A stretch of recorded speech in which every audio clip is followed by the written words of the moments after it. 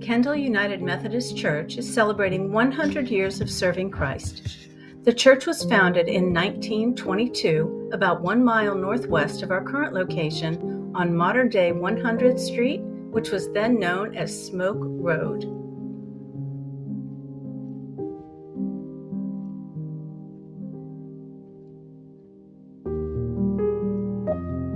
Settlers who arrived in the area in the early 1900s saw land covered in palmetto palms, scrub pines, grasses, oaks, and a variety of wildlife, including rattlesnakes, deer, and panthers.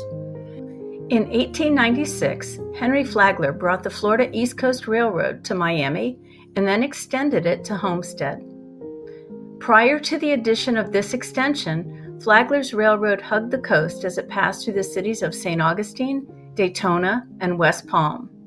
However, after the tracks left Miami, they deviated from their previous course, moving inland several miles, which caused the railroad to bypass the villages of Coconut Grove and Cutler in order for it to pass through the more rural and less inhabited farmland areas of Kendall, Richmond, Peters, and Homestead. The railroad ran within yards of several of the large packing houses, which made the shipping of produce north more affordable. For Flagler's efforts, the state of Florida awarded him 70 acres of land north of Southwest 104th Street and south of Southwest 100th Street. Flagler's foreman for the Miami to Homestead extension was John J. Henson. In 1904, with the extension complete, Flagler made Henson the manager of his grove in Kendall. Henson cleared the land and set out the grove over an 18-month-long period. For the first 3 or 4 years, Flagler was involved in every aspect of this project because he wanted to improve the worth of the land.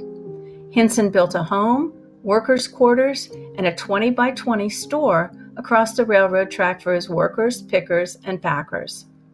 John Henson would become the area's first county commissioner. He surveyed the area, laid out the lots, and named the roads. One street was named after his late wife, Elizabeth. Several of the early settlers to this area were former railroad workers turned farmers, like Charles Smoke and his family. Sugarcane was raised, as well as tomatoes, peppers, avocados, and cattle. Dan Killian and his wife moved to Kendall in 1917. He bought the Henson store. A lot of his trade was with the members of the Seminole tribe who lived out near the Smoke property just west of 87th Avenue. Mary Killian, the daughter of an Episcopal minister, thought that the hard-working people of Kendall needed a church.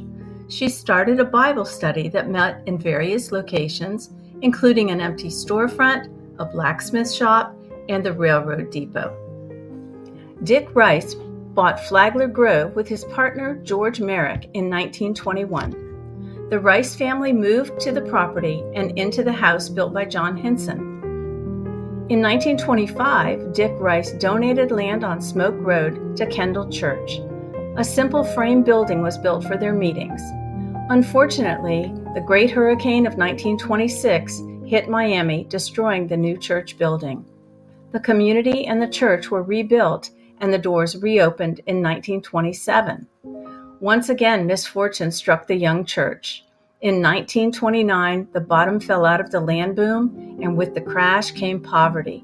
Many members of the Kendall community moved on, and the doors of the church closed for 17 years.